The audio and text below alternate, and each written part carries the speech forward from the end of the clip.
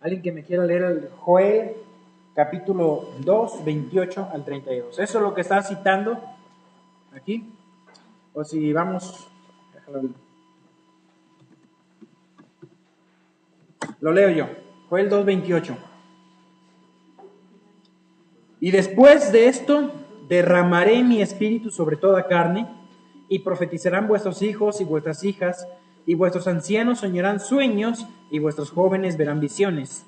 Y también sobre vuestros siervos y sobre vuestras siervas derramaré mi espíritu en aquellos días, y daré prodigios en el cielo y en la tierra, sangre y fuego, columnas de humo. El sol se convertirá en tinieblas, la luna en sangre, antes de que venga el día grande y espantoso de Jehová.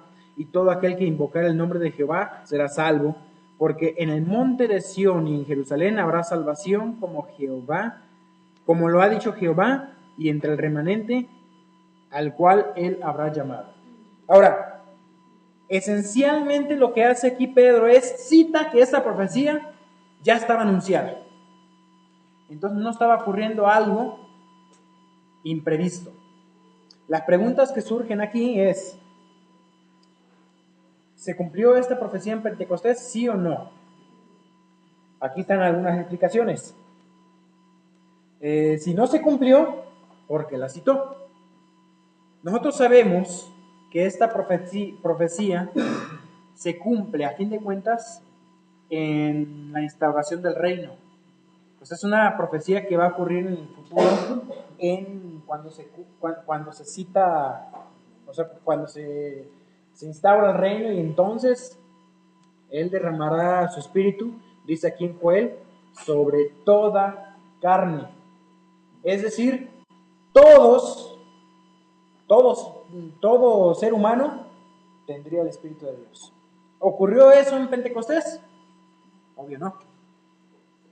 120 habían recibido el Espíritu Santo. Entonces, ¿por qué lo cita?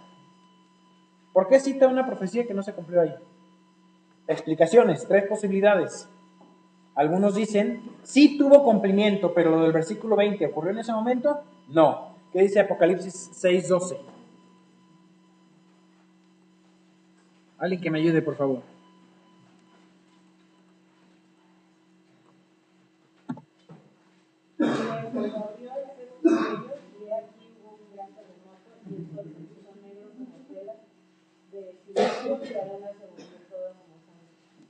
¿Ocurrió eso en Pentecostés? No. Pero va a ocurrir en el futuro. Entonces, creemos que no tuvo cumplimiento. Muchos opinan que tuvo un cumplimiento parcial. ¿Cómo parcial? Es decir, versículo 17, dice del versículo 17 hasta el versículo 18 y el 21, pero no el 18 y 19. En otras palabras, sí pasó lo del 17, en los postreros días, dice Dios, derramaré mi espíritu sobre toda carne, vuestros hijos y vuestras hijas profetizarán, vuestros jóvenes se verán visiones, y vuestros ancianos soñarán sueños, y de cierto, sobre mis siervos y sobre mis siervas en aquellos días, derramaré mi espíritu y profetizarán. Que también ocurrió lo del versículo 21, todo aquel que invoque el nombre del Señor será salvo. Pero no ocurrió lo de los prodigios, las señales, y el sol, y todo eso no ocurrió. Entonces muchos hoy en día, hablando de, ya no de pentecostales, sino de dentro de las iglesias fundamentales, al decir fundamentales, algunos pueden entender algo diferente, fundamentalistas o demás. Yo me estoy refiriendo a iglesias de sana doctrina, ¿ok? Así que entiéndanme, fundamentales por eso, no por otra cosa. Muchos teólogos fundamentales creen que tuvo un cumplimiento parcial. Hay otra posibilidad más, esa es la que yo creo. El cumplimiento de esta profecía se llevará a cabo en los postreros días. ¿Por qué la citó Pedro? ¿Se equivocó? Primero, entendamos que Pedro está esperando que se cumpla eso. Eso es lo que espera Pedro, no está esperando que se funde la iglesia, no tiene ni idea de la iglesia. Justo antes del regreso de Cristo se cumple todo eso. Pedro, apoyándose en la profecía de Joel, recordó a sus oyentes que deberían reconocer las señales que veían como obra del Espíritu Santo y no como resultado de una borrachera. Así que Pedro cita esto diciendo, ¿por qué se sorprenden? Esto ya está profetizado. Y Pedro lo que entiende es que eso está comenzando a cumplirse. Aún no se ha cumplido, pero ya fue anunciado. O sea, no hay nada de qué sorprenderse. Él nunca dijo, por otro lado, versículo 16, si ves aquí, esto es lo dicho por el profeta Joel, eso dijo él. No, nunca dijo, se cumplió, ahora se ha cumplido esta profecía delante de vosotros, como en un momento Cristo lo citó. Pedro no estaba diciendo, esto ya se cumplió. Lo que dice es, esto fue anunciado de antemano. ¿Me explico? Así que, en primer lugar, Pedro esperaba que se cumpliera esto, pero él no dice, ya se cumplió. Él dice, esto está anunciado y lo que estamos viendo son señales que ya fueron anunciadas. ¿Qué es lo que Pedro espera? Que se cumpliera. Por eso él lo cita sin ningún problema. ¿Se equivocó? No, porque eso están anunciando y Pedro lo cita anunciándolo. No sé si me estoy explicando aquí. ¿Sí? Espero que sí, porque yo ya me hice bolas. ¿Sí? Si no me entienden, lean el apunte. Dicen. Pero bueno, entonces Pedro cita la profecía sabiendo como un respaldo lo que estaba sucediendo, como una evidencia de que el hablar en lenguas era algo ya profetizado y que no había de qué sorprenderse, venían cumpliéndose esas profecías. Y dice, los postreros días, esos postreros días en la Biblia siempre se refieren a esto, al tiempo que comprende desde la primera venida de Cristo hasta su regreso, a lo que Juan llama el último tiempo. En 1 Juan 2:18, ya es, hijitos, ya es el último tiempo y vosotros sabéis. Juan, bueno, también dice, profetizarán visiones, sueños. Hebreos 1:1, ¿qué dice? Dios, habiendo hablado muchas veces de otras maneras a nuestros padres por los profetas, hoy nos ha hablado por su Hijo. ¿Sí? Y los prodigios, versículos 19 y 20. ¿Ya vieron el Evangelio de Juan? El Evangelio de Juan todavía no. Bueno, ahí se hace mucho hincapié en estas palabras, prodigios, señales. Todo el Evangelio de Juan gira alrededor de estos 7 milagros que también se le llaman señales. Entonces, señales o prodigios, prodigios en particular se refiere al asombro que experimentaban los testigos al ver obras sobrenaturales. Eso es un prodigio, algo asombroso. Y una señal, ese es el hincapié en el Evangelio de Juan, señales son milagros que señalan al poder de Dios. Entonces es un milagro que apunta a algo. No es un milagro por hacer milagros. Es un milagro que apunta a algo. Señalan al poder de Dios obrando para validar a una persona o mensaje. Pueden ver ustedes después estos versículos. La idea es que las señales muestran que el mensajero viene de Dios, que es un mensajero que trae un mensaje de parte de Dios, por lo tanto, debe ser escuchado. Ok, con esto terminamos el tema del sermón del Pedro. ¿Alguna pregunta? ¿Sí?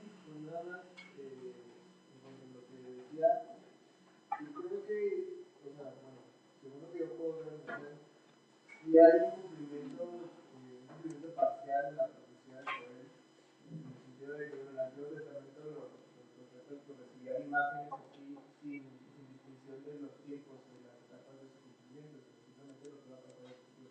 Una mezcla de todo y ellos no pueden distinguir la sucesión de eventos. ¿No? Y en este sentido dice, y esto lo dicho por profeta Joel, o sea, realmente es un cumplimiento. No se cumple todo, pero se cumple una parte. Y por otro lado, pero no se tiene idea de la iglesia, porque al final de cuentas Jesús le dice, bueno, sobre ti, tú voy a fundar una iglesia. Y después cuando anuncia la negación, dice, cuando tú vuelvas, tú vas a alentar a los hermanos de que allá. Lo que tal vez no tenía claro era que en esa iglesia iban incluidos también los gentiles, en el capítulo 11. Pero en ese sentido, Lo de las posiciones, pues, o sea, son posibilidades ambas. De que tengan cumplimiento parcial, yo creo que no, o sea, más bien Pedro lo cita en cuanto a la posibilidad de que se haya cumplido, porque menciona ahí sobre toda carne. Entonces, muchas veces muchas profecías tienen dobles cumplimientos, o en ocasiones hay un cumplimiento tipológico. Eso ya lo van a ver ahí en escatología. Yo más bien creo, más que un cumplimiento parcial, pensaría en un cumplimiento tipológico. Pero bueno, o sea, mientras no sea uno la primera posición, está todo bien. En cuanto a Pedro, o sea, Pedro escuchó lo de sobre esta roca edificaré mi iglesia, pero el misterio de la iglesia fue revelado a Pablo. O sea, realmente todo lo que Pedro aún su esperanza es, según su sermón y los sermones que vamos a ver adelante, es que se instaure el reino, y eso es lo que están predicando. O sea, vamos a ir avanzando un poquito y vamos a notar eso bastante obvio.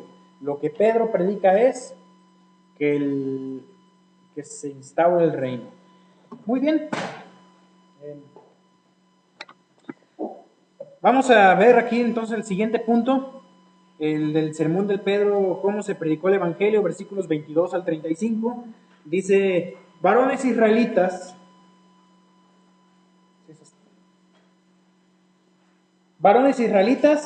oíd estas palabras. Jesús Nazareno, varón aprobado por Dios. Vamos a ir avanzando y viendo estos detalles. La idea de varón aprobado por Dios tiene que ver con esas señales, porque dice aquí: varón aprobado por Dios entre vosotros, con las maravillas, prodigios y señales que Dios hizo entre vosotros por medio de él, como vosotros mismos sabéis. Dice la punta aquí: Pedro pasa revista de la vida y muerte de Jesús. Primero, varón aprobado por Dios.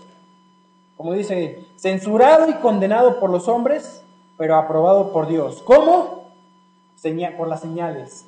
Las señales que Jesús hacía apuntaban hacia quién era Él. Ahora, Jesús las hacía, pero ¿cómo las hacía Él? Dice aquí: Dios hizo entre vosotros por medio de Él. Miren, hablamos ayer un poquito en cuanto al hecho de cómo Cristo se despojó. ¿Sí vieron ya Cristología? En Cristología hablamos, bueno, se estudia ahí esto, ¿no? Cristo se despojó de su deidad. No, ¿de qué se despojó? Del voluntario uso de sus atributos divinos. De modo que así como Él no usó su omnisciencia, tampoco usó su poder. Cristo hacía milagros, pero ¿con qué poder? Con el poder del Espíritu Santo.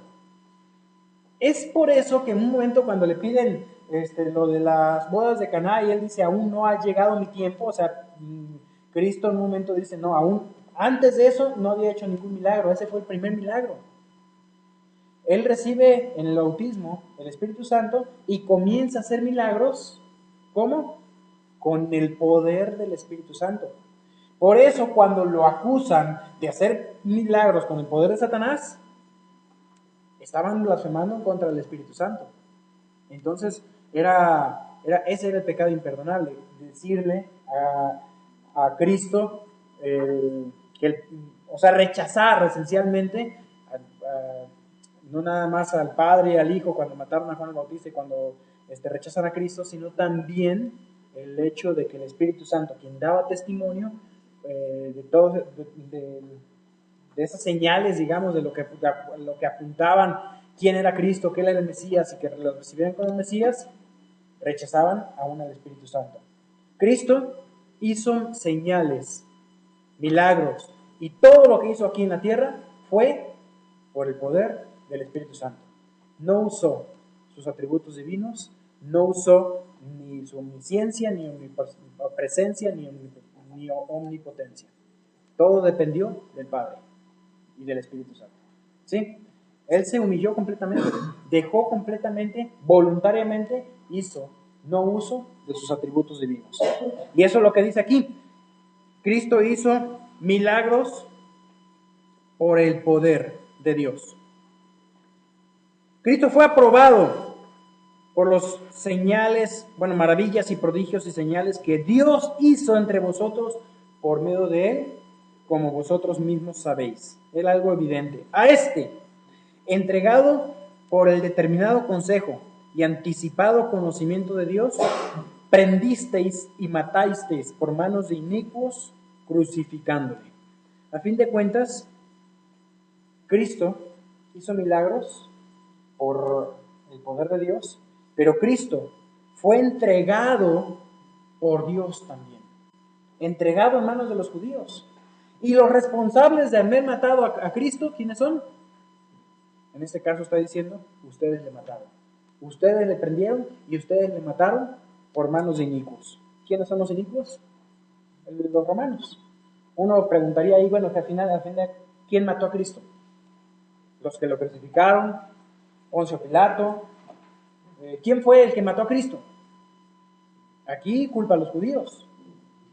Pero en última instancia, fui yo quien lo hice. Eso es cuando yo llego a entender la salvación.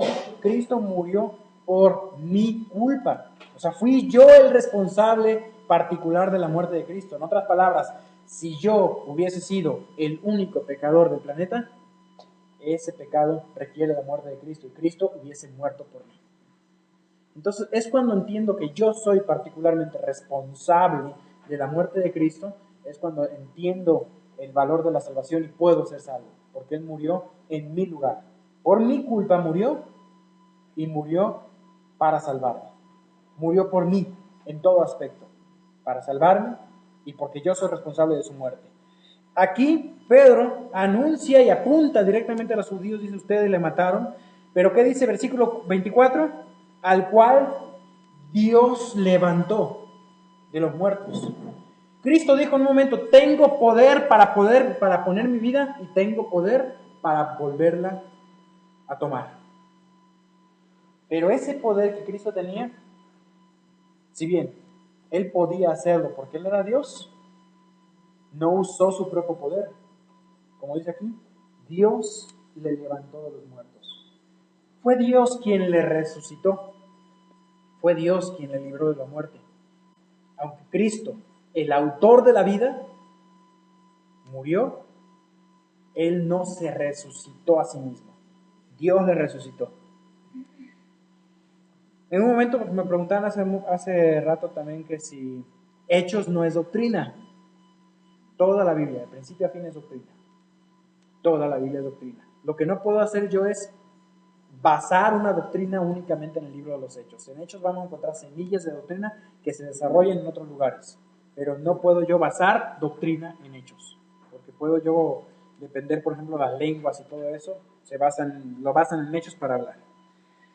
Vamos a seguir avanzando. Este sermón contiene doctrina, está hablando todo eso, son cuestiones doctrinales, y dice, versículo 24, Dios levantó sueltos los dolores de la muerte, por cuanto era imposible que fuese retenido por ella.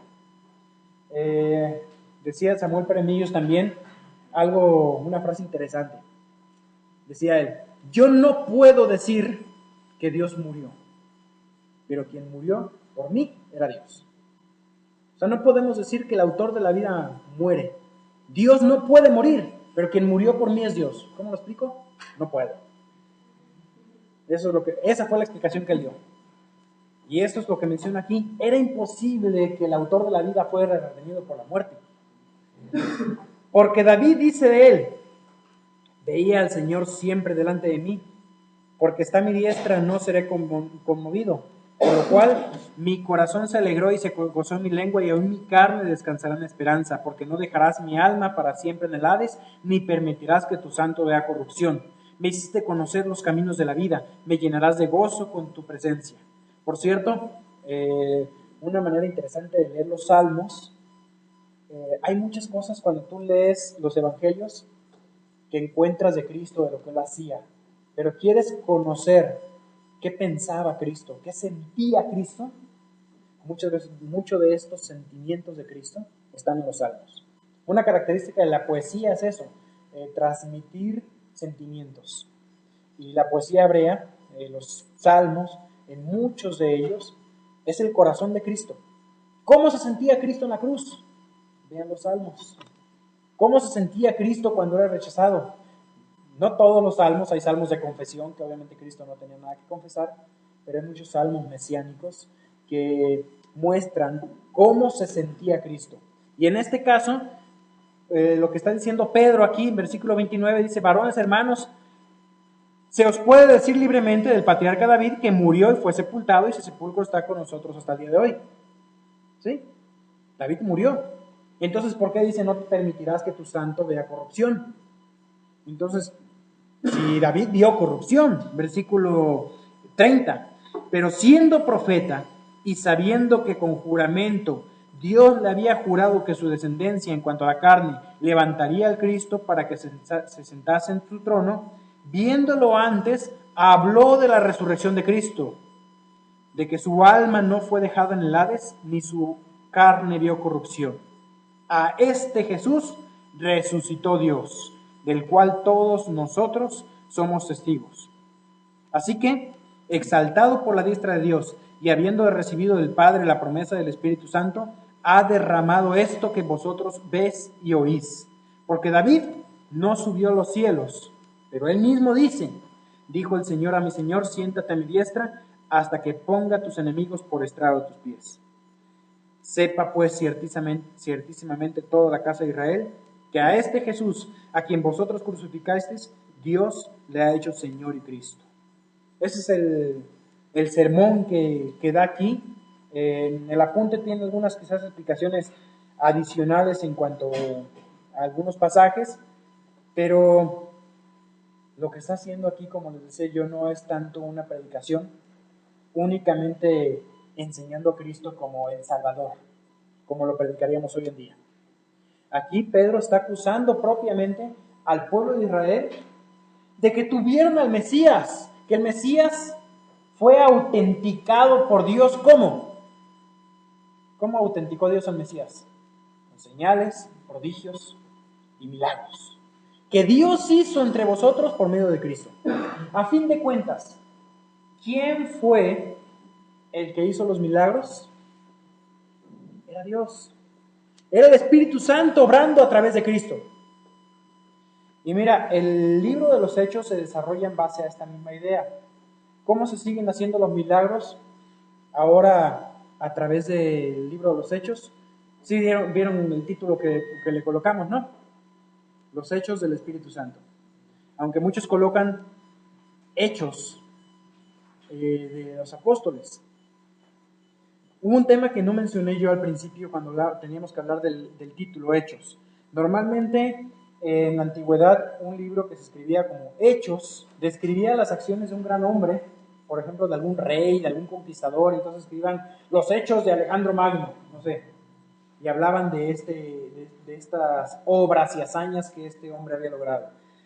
Por eso tiene este título también, Hechos, los hechos de los apóstoles. Pero quizás sería más correcto llamar los hechos del Espíritu Santo a través de los apóstoles.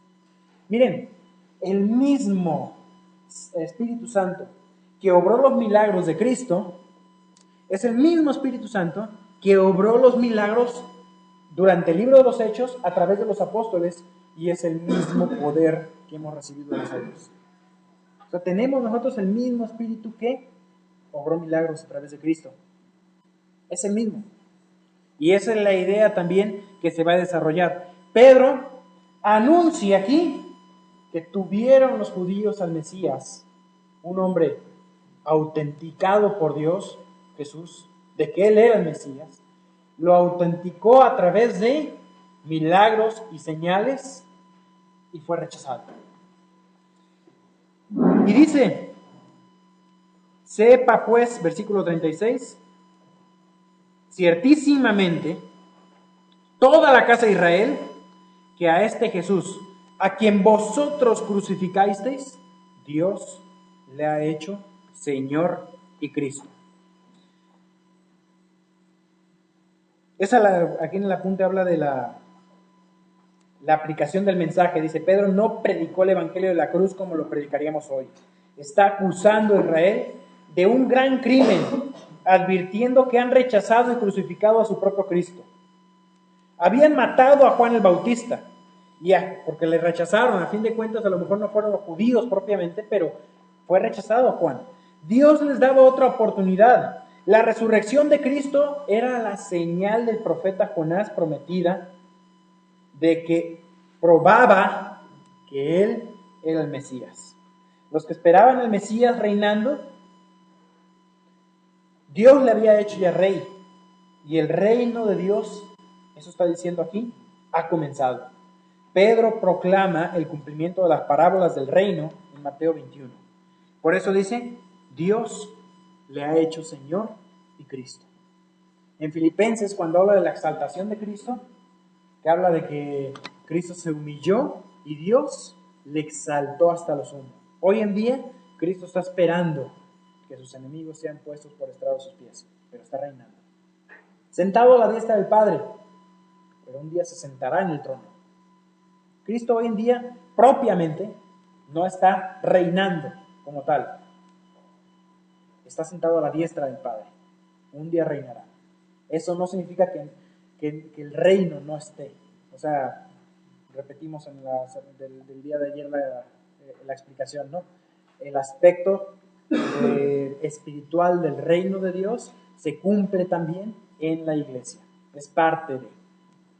Y los resultados del sermón, versículos 37 al 42. Dice aquí el versículo 37. A ver quién me ayuda a leer hasta el 42. Al oír esto le compusieron su corazón y dijeron a Pedro y a los otros apóstoles: varones hermanos, ¿qué haremos? Pedro les dijo: arrepentíos y bautícese cada uno de vosotros en el nombre de Jesucristo para el perdón de los pecados, y recibiréis el don del Espíritu Santo. Porque para vosotros es la promesa, y para vuestros hijos, y para todos los que están lejos, para cuantos el Señor nuestro Dios llamara. Y con otras muchas palabras testificaba y los exhortaba diciendo: sed salvos de esta perversa generación. Así que los que recibieron su palabra fueron bautizados, y se añadieron aquel día como 3,000 personas. Muy bien, gracias. ¿Qué fue lo que pasó aquí? Hubo, lo que dice aquí, se compungieron de corazón. La idea aquí tiene que ver con un arrepentimiento. Se distingue del remordimiento, porque produce un cambio. Este arrepentimiento produce una iniciativa, porque vienen y le dicen a Pedro y a los apóstoles: varones hermanos, ¿qué vamos a hacer? Entonces el arrepentimiento genuino produce un cambio. La palabra arrepentirse tiene que ver con cambiar de manera de pensar y cambiar también de dirección. El versículo 38, arrepentíos, cambiar de mentalidad.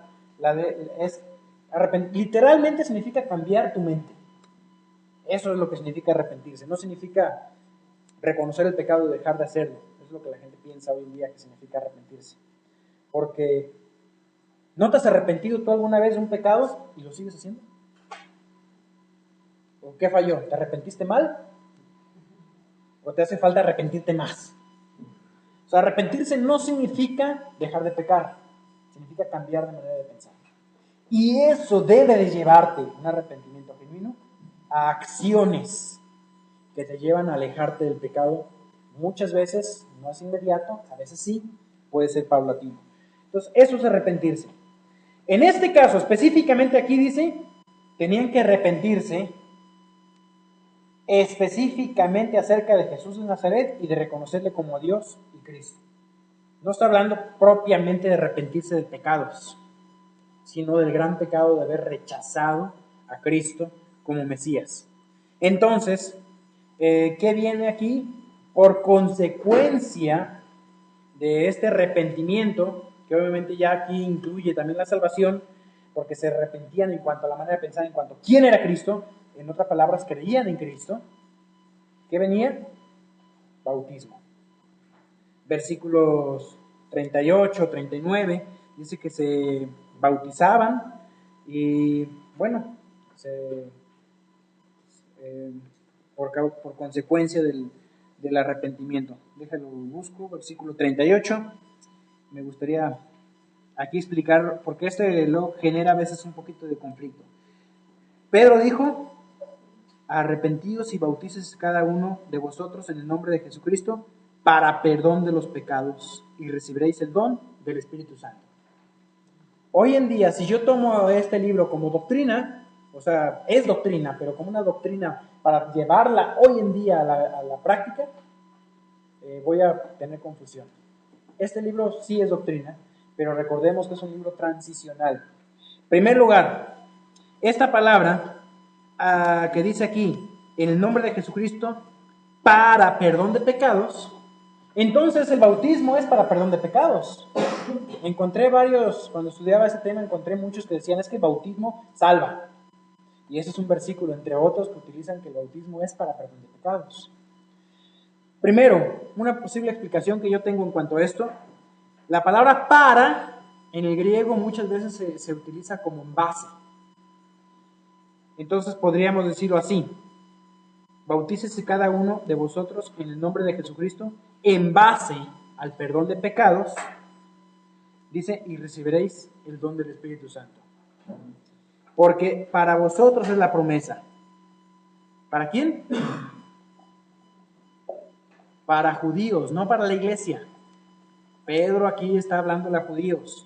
Ustedes tienen la promesa del Espíritu Santo. Ya citó Joel, que iba a derramar su Espíritu. Ustedes tienen esta promesa. Arrepiéntanse, bautícense. Entonces Dios va a mandar al Espíritu Santo. ¿Cómo? Sobre toda carne, como decía en Joel. Ustedes, si han visto un poco de eclesiología, dice que cuando se instaura el reino, entonces todo Israel será salvo. Obviamente todo aquel que entra al reino es salvo. Y en ese momento todos tendrán el don del Espíritu Santo. Serán salvos todos. Que van a tener hijos y que particularmente cada uno tendrá que recibir a Cristo como su Salvador, ocurrirá. Pero ¿quién entra al reino? Para entrar al reino necesita tener salvación. De otra manera no se puede entrar al reino. Esto es lo que está predicando Pedro aquí. Entonces, tiene en mente el reino, la entrada al reino, y le dice a los judíos, para vosotros es la promesa y para vuestros hijos. ¿Por qué? Porque Cristo es el Mesías. ¿Sí me estoy explicando? Bien.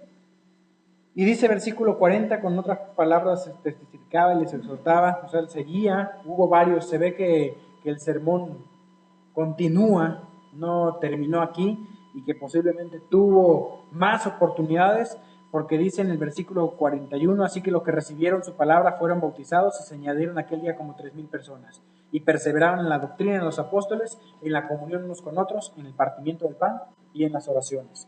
Mira que no se menciona aquí que quienes hayan recibido a Cristo hablasen en lenguas. Ya no hubo otra señal en ese momento de otros que hablaron en lenguas. Se bautizaron, se añadieron en ese momento a la iglesia, sin saber ellos propiamente lo que toda la iglesia significaría, pero perseveraban juntos. Vamos a ver la próxima clase también un poquito en cuanto a de qué manera perseveraban y lo ligados que estaban todavía al templo. Porque hasta este momento los judíos no, o más bien los cristianos convertidos del judaísmo, no identificaban la iglesia como algo distinto al judaísmo. ¿Sí me escucharon?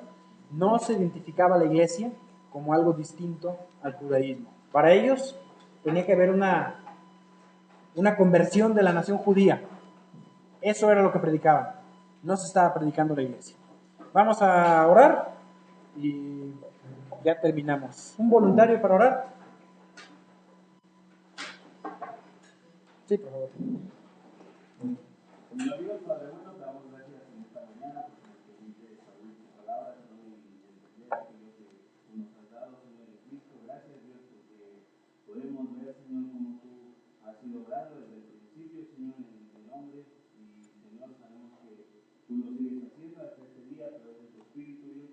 Entendemos, Señor, que hay aún muchas cosas que cambian en nosotros. Te pido, Señor, que tú sigas obrando, Señor, a través de tu Espíritu, Señor, y que como hijos tuyos podamos permitir que el Espíritu Santo controle nuestra vida y que nos lleve, Señor, a cada día ser más santos, Señor, a buscar, Señor, la perfección de tu palabra. Pues te doy gracias, Señor, por esta materia y te pido que aún, Señor, nos sigas abriendo nuestro corazón a tu palabra, Señor.